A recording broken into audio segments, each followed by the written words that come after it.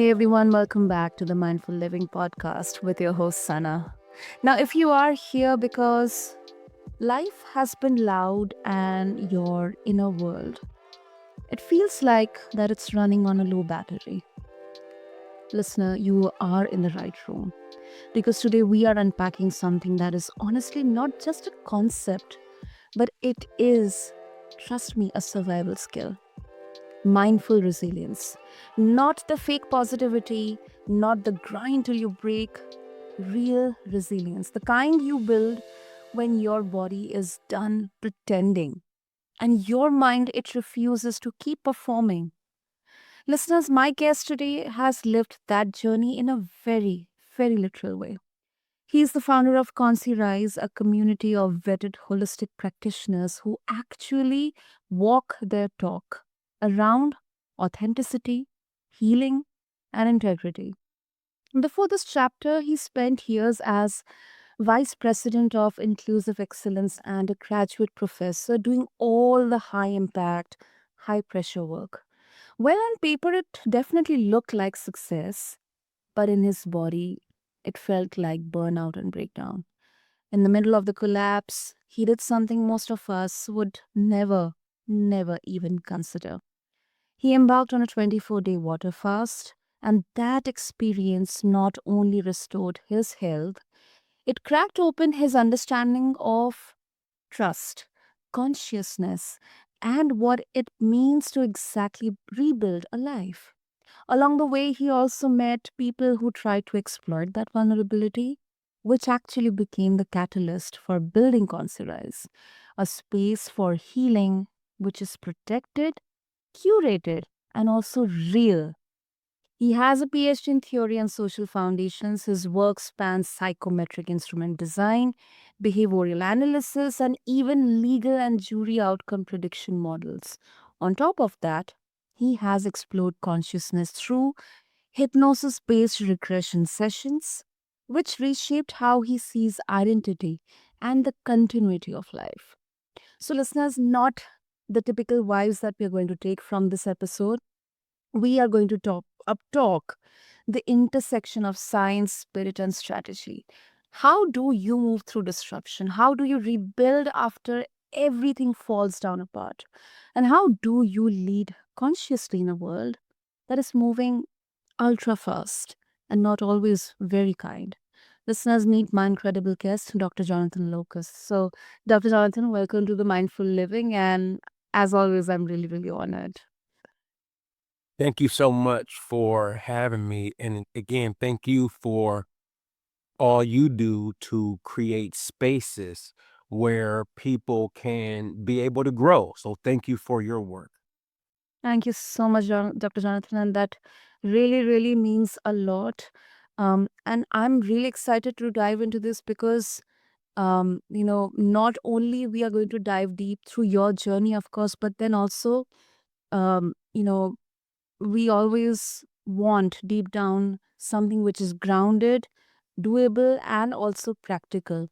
To begin with, Dr. Jonathan, let's try to understand or define mindful resilience here. Now, you talk about progressing through difficulty instead of pretending that it is not there. Kind of the younger generations would call delulu, or we are in the delusion and all that. But when you hear this phrase, mindful resilience, what does it actually mean to you in real life? Big question, but That, uh-huh. yeah, thank you. Thank you for that. Thank you for that question. And for me, when I think about, let's say, resilience, I think about particular concepts. And when I think about like what is resilience, I think about aspects of being balanced. I think it's about self-confidence. I think it's about adaptability, a connection, but also having empathy, self-control. And I believe these become like the aspects of what resilience is. So Mm. if as you're going through these because these different and I draw the difference between, a lot of times it's good to define something by comparing it to another word. So I think about the difference between resilience and grit, right? Hmm. And there's a difference between the two because what resilience allows a point of stepping back, Hmm. looking to then see strategically, what did I just do? What are things that I can change? Adaptability. So I think that the difference between when you talk about resilience and grit, resilience is something that allows people to continue on when things get hard because there's a continuous strategy to progress. And when you add kind of that mindfulness piece to it. I look at it as how can I allow my mind to be able to uh, continue on, to be able to function at its best, and to be able to think in positive ways, regardless of the things that are happening around me. Hmm. Well, what I sense is, Dr. Jonathan, is, because especially around resilience, many people would assess this, as this innate ability to weather everything without even, questioning, or without even understanding what is causing this, what are the repercussions here, or why this is all happening, just blindly weathering all the difficulties and challenges. But then what I understand is, um, it is definitely accepting and facing those challenges, but then also learning from those challenges to strategize, to be more mindful in terms of how I can better approach these situations. 100%. That's correct. And the reason I would say that the topic comes on hand, you talked about like creating psychometric instruments. And one of the things that I did before ConsciRise is I created a company called the Growth Resiliency Measure. And it measured resilience in basically students from sixth grade all the way up to seniors in high school. And we essentially were able to break resilience down in different components and to then see how those specific components then either fluctuated, increased, or decreased to see what specific components of resilience needed more attention. Um, so exactly what you're saying is correct. Is there is a strategy, and when you found even with children about children who were resilient, and I'm talking about not only children being resilient with grades, but some of the students we were dealing with, uh, they were going to school, and their parents may have just went to jail the previous evening. I mean, very, very poor, areas, very, very, like, going through difficult situations, but the things that we found when it came to resilience was there would be time and where the student would actually just sit, think, whether you call it meditate, whether you call it contemplation, but there will be a period where they would do that and then strategize. And then that contemplation provided hope and faith to be able to continue on. Hmm. That absolutely makes sense. Absolutely makes sense, Dr. Jonathan. Um, and if we strip away the academic and the spiritual, kind of um, lingo here for a second, how would you explain mindful resilience to someone, who is already kind of at the brink of, let's say, burnout or a breakdown, exhausted, you know, does not feel anything at all, spiritual or high performing at all? Mm. Yeah, I would say kind of how I would define that is really a way to be able to protect yourself and keep going. And I think it's that.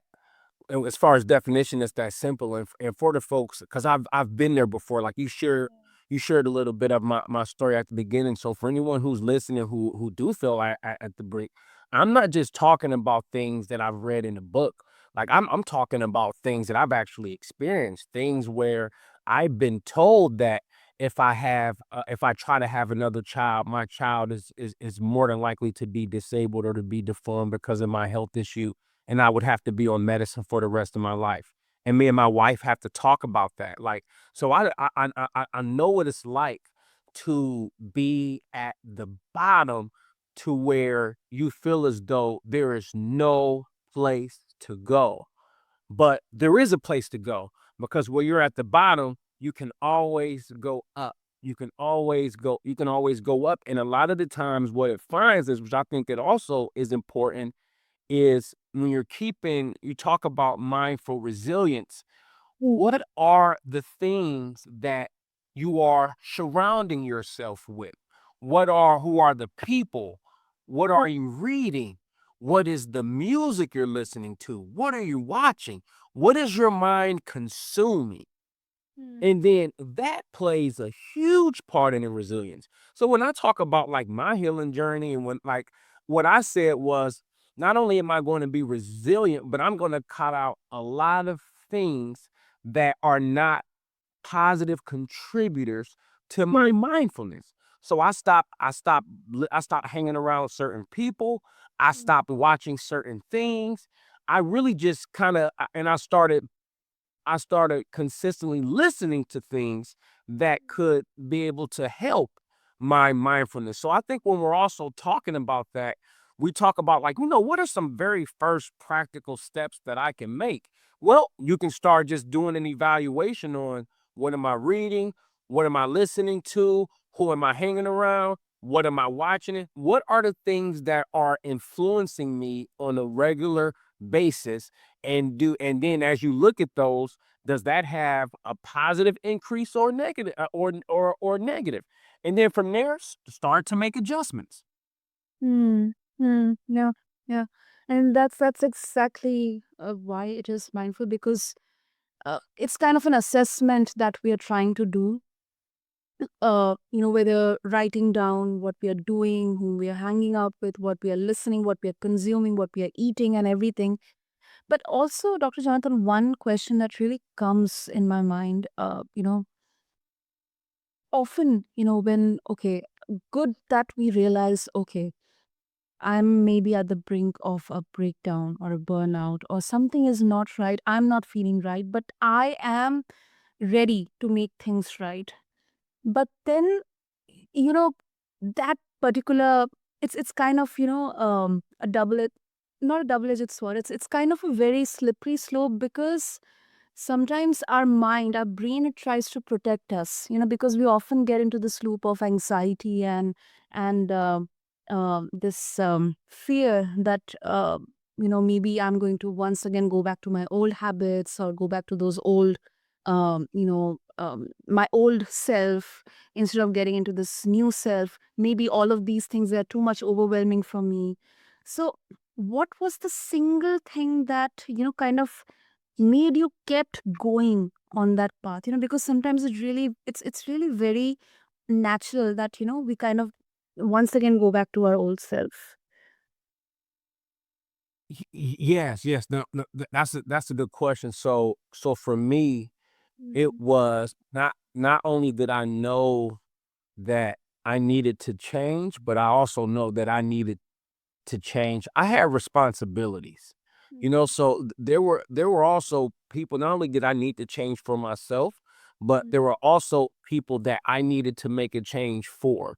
And Mhm. that then was a motivation for me. My son, my wife.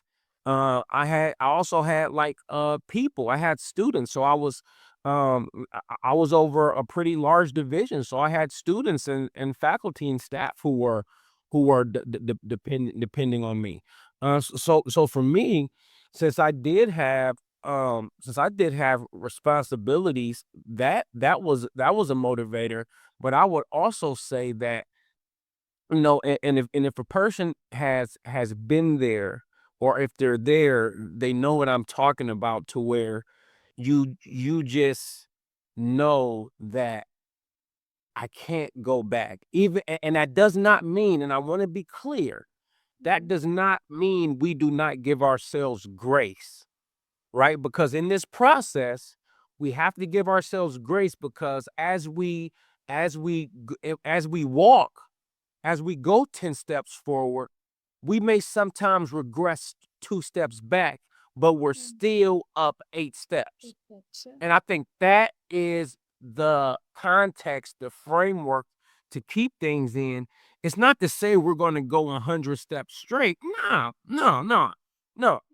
That we may go 10, go back 2, go up 12, go back 2, go up 14, go back 2, go up 20. So it's a process, but I think along there, as we are on the pathways of becoming who we are and who we're supposed to be, we have to know and allow ourselves grace that we may slip up sometimes, but that does not mean we are not at a net positive gain. I really love that answer, Dr. Jonathan, because this is human. This is what exactly, like it's not that straight away common fluff that we see around. Okay, I did this, it all changed immediately. No, it takes its own time. And as beautifully you said that, we may take 10 steps, but then 2 steps back, but still at the end of the day, we have taken 8 steps forward. And just maybe pat your back, take it as a small win. And I think it's more about small steps, but consistent steps. Absolutely. Absolutely. And I think that exactly is resilience, right? Like mindful resilience. Yeah, yeah, no, I really do. I believe that that it's it. And again, this is not only from what my experiences are, but from even from what I've seen as far as even formerly having a company that measured resilience. Uh, but I think the one thing that I'll just also add is um that you know as things for us do get hard and difficult, I think another thing to keep in the larger scheme of things is that what we're going through is a part of a learning, a lesson, and something that's going to really essentially take us to the next level. And I want people to think about that at these times when they have felt the most growth, not when they've probably seen it, but when they've really felt the most growth, was it easy? And a lot of times when what you find is growth is not easy. You even talking about people who work out on a regular. I work out pretty much every day. And it's pretty much when I work out, it's not that I want to work out. I work out. It's not that I really I always want to work out, but I do it because I not only is it challenging, but it is hard. It is really, really hard. If I'm going to do 150, 200 push-ups in a workout, that's hard. But it allows growth, right? So as we are going through these different things, I want people to understand that not only are we learning, but we're growing. And a lot of times learning and growth are not the most comfortable as we're going through that process. That's gold. That's gold, listeners. Ah, super. Um, and before we wrap up, I think this is such an important question, because you have this very interesting combo on your CV, like PhD in theory and social foundations, then your work in psychometric instruments, behavioral analysis, and then there is hypnosis based regression, consciousness, and now you're also leading the ConsciRise community. Now, normally these are different categories, but you lift them together, Dr. Jonathan. So, how does your analytical, data informed brain actually shape the way you approach spiritual or energetic healing? Yes, yes. Wow, that's a really good question. So I would say that but because I am pretty analytical, I do tend to try to see. I measure things against each other, and then to see what are similarities, what are patterns, and what actually kind of just makes sense. I also go with intuition and to be able to see what makes sense. So I believe that that becomes really helpful. I believe also there can be times to where it could be used to an extreme, and I want to be transparent, and I want to be honest because uh and like so one of the things that I was doing that I found out that I'm no longer doing anymore. I'm not saying it's a bad idea, but I think I took it too far. But one of the things I was doing was um I was essentially assigning um a score or grade to my meditations. So I would wake up, I would kind of say, okay, yeah, this meditation was good. My focus was pretty good. And which again, kind of in theory sounds like a good idea, but me always wanting to be more super analytical, what I found in meditation for me was opposed to trying to be present in the moment, it was trying to recreate an experience that wasn't associated with the higher score. Wow. That's a really very good example, yeah. Go ahead, Dr. Jonathan. So I just share that as it can be used kind of as an extreme, but I'm a person. I'm growing. I'm growing. Just like everyone here is growing. So I do tend to approach things with, and my whole thing is I try to find out like what is truth. What is truth? What feels true to me? What has been truth that other cultures has said is truth, and what are their alignments? And that's kind of how I've looked at how I've been able to what I call kind of synthesize Mm. the analytical with the conscious with the spiritual with not only being able to evaluate but also with the research I'm do I'm an experimental researcher. So if I'm going to read about hypnosis, I'm going to go get hypnosis and experience it for myself to be able to talk about it. So those would be how I've been kind of been able to bring the three together. No, I think this actually kind of, it disrupts this huge misconception, especially, when anyone starts to talk about spiritual or energetic healing, that, all of this is woo woo. It doesn't work. I think definitely there are examples or experiences which serve as a kind of a proof that maybe it doesn't work for everyone in common, but then it doesn't also mean that it doesn't work, like it's woo woo. That's not something I would also personally disagree. um and before we wrap up, Dr. Jonathan. So it's a ritual on all of our podcasts. So of course, listeners will be so much eager to connect with you. And also, I think what you're doing at ConsciRise, the vision, the purpose is absolutely, I think we really see it out there, because people who may be in the healing phase, or kind of they are at a low energy, sometimes there are bad elements and actors out there who are very much keen to take advantage of that. So of course, personally, I really really appreciate what ConsciRise is doing out there, what you are doing out there. So if our listeners, they would like to explore more, connect with you, what would be the best way? Yeah, thank you for that. You can follow me on Instagram at JLOCUSTJR. That's J Locust Jr. You can find me on LinkedIn, add me on LinkedIn.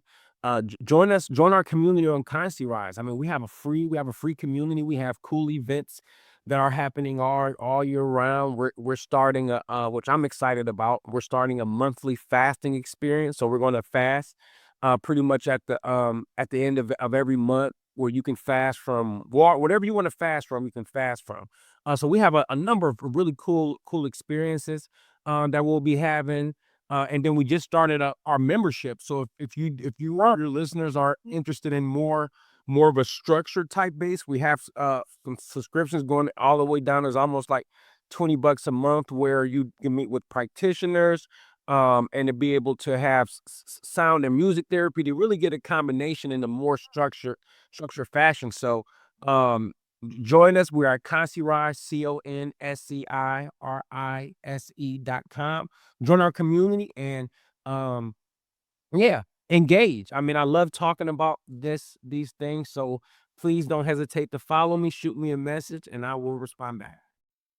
Wonderful, wonderful. Especially I'm very because the sound and the music or the vibration. I think these are some of the most beautiful therapeutic or healing practices that personally I would also definitely connect with, and I urge all of our listeners to definitely check out ConsciRise community because healing. To me, listeners, it happens best when it's done collectively and in community. So please go and check out. And to make that easier for all of you, I'm going to have all the links in the show notes. So just refer to them along with this episode.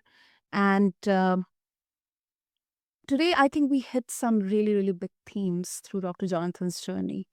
Burnout that does not care about your title, healing experiences that can be both transformative and risky, healers who help, healers who harm, science and spirit sharing the room beautifully, and the question of whether your resilience is actually self honoring you or just self abandonment with prettier language. And also, listeners, I hope that what you are taking away is mindful resilience is not about being unbreakable. It's about being honest. Honest about how your body is doing, honest about who you trust with your vulnerability, and honest about when it is time to rest, when it is time to rise again. So, Dr. Jonathan, thank you once again so much. Really love your energy, the vigor here, and the passion. So, thank you so much.